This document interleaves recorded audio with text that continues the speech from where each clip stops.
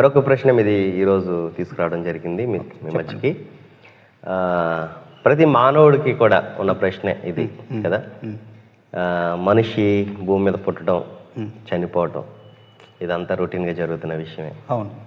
కానీ చనిపోతున్న మానవుడు ఏమవుతున్నాడు?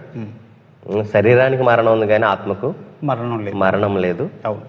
సో మనిషి శరీరము మట్టి నుంచి తీయబడింది కనుక మరలా తిరిగి మట్టికి వెళ్ళిపోతుంది. కానీ ఆత్మ ఏమవుతుంది? దేవుడు పంపిన ఆత్మ. సో ఇవన్నీ చనిపోయిన మనుషులందరూ కూడా స్థితిగతులు ఏమిటి అనేది అవును తెలియాలి మనకి. అవును. తెలియకపోతే మనిషి విచ్చలవిడిగానే బ్రతుకుతాడు కదా. వాడి జీవితం అంతా కూడా వ్యర్థమైపోతుంది. మనిషికి ఈ భూమి మీద మాత్రమే కాదు, ఎండింగ్ కాదు కదా. అవును. అతను లైఫ్ ఇంకా చనిపోయిన తర్వాత వేరే ప్రపంచాలు ఉన్నాయి. ఈ ప్రపంచాల గురించి మనుషులు తెలుసుకోవాలి. చాలా మంది మనుషులు ఏమనుకుంటున్నారంటే ఈ భూమి మీదే జీవితం, అందుకే బతికినంత కాలం ఏమి తిందుమో ఏం తాగుదమో సింహాల బ్రతకాలనుకుంటారు. జూలు విదిలేస్తారు.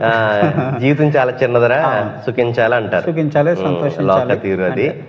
కానీ ఈ భూమి మీద ఎంతకాలం మనం బ్రతుకుతాము, ఈ భూమి మీద మనిషి బ్రతికే బ్రతుకుని బట్టే తన యొక్క తీర్పు ఉండబోతుందని దేవుని యొక్క బైబిల్ గ్రంథం చెప్పబడుతుంది కదా. టోటల్గా ఏంటంటే మనిషి చనిపోతే ఎక్కడికి పోతాడు? అవును, అదే మీ ప్రశ్న. చనిపోయిన మనిషి దెయ్యం అవుతున్నాడా, భూతం అవుతున్నాడా? మనమే పెద్ద భూతాలు దెయ్యాలు కదా. అయ్యే భూతాలు దెయ్యాలు మనల్ని ఏం చేస్తాయి బ్రదర్? మనం పెద్ద భూతాలు, మనం పెద్ద దెయ్యాలు. అవునవును. ఇది చాలా మంది మనుషుల్లో చాలా మంది చనిపోయిన మనుషులు అక్కడ కనబడ్డాడు, ఇక్కడ కనబడ్డాడు, దెయ్యం అయిపోయాడు, చెట్టు మీద ఉన్నాడు, అక్కడ ఉన్నాడు, రకరకాలైన 100% బ్రదర్ ఆ దెయ్యాలు భూతాలు చేసే పనులు మనుషులే చేస్తారు. మనుషులు చేస్తారు కదా. అయ్యే మనకంటే తక్కువ, మనం ఎక్కువ. అవును. కానీ ఈరోజు భయం లేక తప్పు చేస్తున్నారు. దేవుని గురించి చెప్తే ఎక్కదు. అవును. లాస్ట్కి వచ్చేసరికి కాళ్ళు చేతులు లాగినప్పుడు, పెద్ద రోగం వచ్చి మంచాన్ని పడినప్పుడు యేసుప్రభు గుర్తుకు వస్తుంటాడు. అంతవరకు ఒకడు యేసుప్రభు గుర్తుకు రాడు. దేవుడు ఏంటంటే వాడిని దగ్గరికి రానియరు, వెచ్చబడి జీవితం జీవిస్తూ ఉంటారు. అందుకే జ్ఞానైన సొలొమోను ప్రసంగాలు అంటారు కదా, బాల్య దినములందే నీ సృష్టికర్తను స్మరణ చేసుకోవాలి. బాల్య దినములందే నీ సృష్టికర్తను స్మరణకు తెచ్చుకో అని ప్రసంగి గ్రంథం 12వ అధ్యాయంలో చెప్పబడ్డారు. అయితే నరులు ఎక్కడికి పోతున్నారు అనేది చాలా మంచి ప్రశ్న, అందరూ తెలుసుకోవాల్సిన ప్రశ్న. ఈ మధ్యనే చాలా మంది శాస్త్రవేత్తలు వాళ్ళు కూడా దీని మీద పరిశోధనలు అయి చేస్తున్నారు. కానీ వాళ్ళకి ఈ మధ్యన ప్రపంచ శాస్త్ర కొంతమంది డెత్ ఆఫ్టర్ లైఫ్ అని ఒక బుక్ కూడా రిలీజ్ చేశారు. కొన్ని గ్రంథాలు అయితే అలాగా దేవుని జ్ఞానంతో రాసినవి ఉన్నాయి. దేవుని దర్శించినప్పుడు దర్శనంతో రాసిన గ్రంథాలు ఉన్నాయి. కానీ కొంత మిడిమిడి జ్ఞానంతో దేవుని పరిశోధిస్తే ఆ పరిశోధనలో ఇవేమి దొరకవు. బైబిల్ ఏం చెప్తుంది అసలు? బైబిల్ ఏం చెప్తుందంటే మొట్టమొదటిగా మీరు కీర్తన గ్రంథం తీసి చదవండి. 89వ సంకీర్తన 48వ వచనం ఒక మాట చదవండి. సో మరణము చూడక బ్రతుకు నరుడెవడు, పాతాళం యొక్క వశము కాకుండా తాను తప్పించుకొనగలవాడెవడు. ఓకే, చాలు. మరణమును చూడక బ్రతికే నరుడెవడు, పాతాళం యొక్క వశము కాకుండా తను తప్పించుకునేవాడు ఎవడు. ఈ వచనంలో చాలా వెళ్ళిపోతే మనం అర్థం చేసుకుంటే మరణమును చూడకుండా బ్రతికే నరుడు ఎవడన్నా ఉన్నాడా? ఆదాం మొదలుకొని ఈనాటి వరకు కూడా ప్రతి ఒక్కడు చనిపోతున్నాడు. అది దేవుని శాపం కదా. దేవుని మాట చాలా చురుకైంది. ఆయన అన్నాడంటే అది జరగాల్సింది, యుగ యుగాలు జరగాల్సింది. ఈనాటి వరకు కూడా ఒక దరిద్రుడు కానీ, ధనవంతుడు కానీ, లేకపోతే బిలియనీర్ కానీ, శాటిలైట్లు కానీ పెట్టినట్టు వారు కానీ, ఫ్లైట్లు కానీ పెట్టినట్టు వారు కానీ, లేకపోతే అడుగు తినేవాడు కానీ, ఎవరైనా సరే చనిపోకుండా లేరు. అసలు భూమి మీద పుట్టిన ప్రతి క్రిస్టియన్ కానీ, హిందూ కానీ, ముస్లిం కానీ ప్రతి ఒక్కరికి చావు ఉంది. దరిద్రుడు, ధనవంతుడు, అవును, ₹1 ఉన్నవాడు అవును చచ్చిపోతున్నాడు, ఏమీ లేనివాడు చచ్చిపోతుంది. మీకు 10 లక్షల రూపాయలు లోన్ వస్తుందో లేదో తెలియదు, ఎవరైనా పిలిచి అన్నం పెడతారో లేదో తెలియదు, మీకు రోగం వస్తుందో లేదో తెలియదు, కానీ మరణం ఖచ్చితంగా అది ఒక పులిలా కాంచుకుని కూర్చో. మరణం అనేది ఎప్పుడు వస్తుందా, వీడిని మింగేద్దామా, ఎప్పుడు తినేద్దామా అని కాంచుకుని కూర్చుంటారు. మనం కానీ ఇవన్నీ కూడా మనసు విరుచుకుని మనం ఆలోచించుకుంటే మన బ్రతుకు ఏంటో అర్థమవుతుంది. అంటే మరణమును చూడక బ్రతుకు నరుడు ఎవడు, పాతాళము యొక్క వశము కాకుండా తను తప్పించుకున్నటువంటి వాడు ఎవడు లేడు. అంటే మరణము చూడకుండా భూమి మీద ఏ ఒక్కడు లేడు, ఏ జీవి లేదు. అలాగే పాతాళ వశమునకు పోకుండా ఏ ఒక్కడు కూడా లేడు. చనిపోయిన తర్వాత మనిషి అనేటువంటి ప్రతి ఒక్కడు కూడా పాతాళ లోకానికి పోతారు.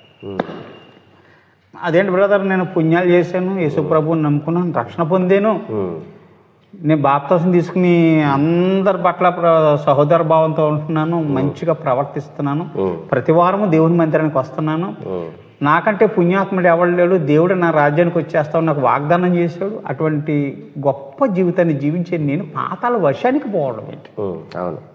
అంతే కదా. మరి పుణ్యాత్ములు సెపరేట్గా ఉండాలి కదా, పాపాత్ములు అందరూ పాతాళలోకానికి పోవాలి. కానీ ఇక్కడ బైబిల్ వ్యతిరేకంగా చెప్తుంది. ఏమంటుంది?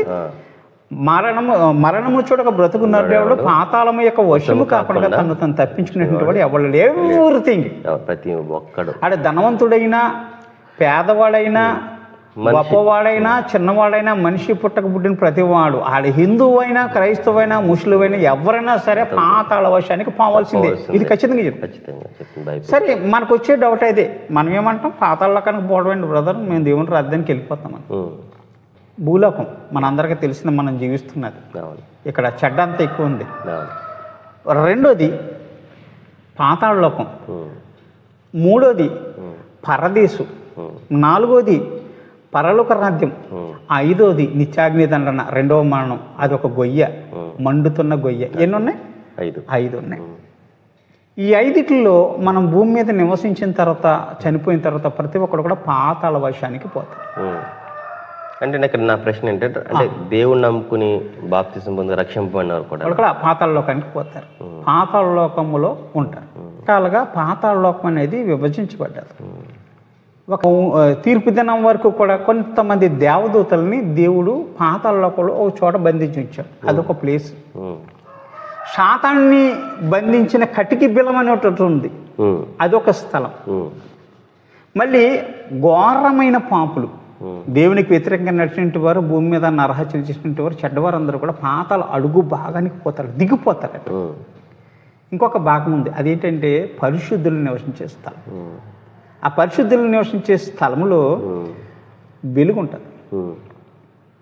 ఇది పాతాళంలో భాగమే, పాతాళంలో భాగమే. అనేక రకాలుగా డివైడ్ చేయబడ్డది. అంటే అడుగు భాగము, మూల భాగం ఒకటి ఉంది, కటికి బిలం అనే స్థలం ఉంది, దేవదూతల్ని బంధించి ఉంచే స్థలం ఒకటి ఉంది, పరిశుద్ధులు నివసించే స్థలం ఉంటుంది. అక్కడ వెలుగు ఉంటుంది.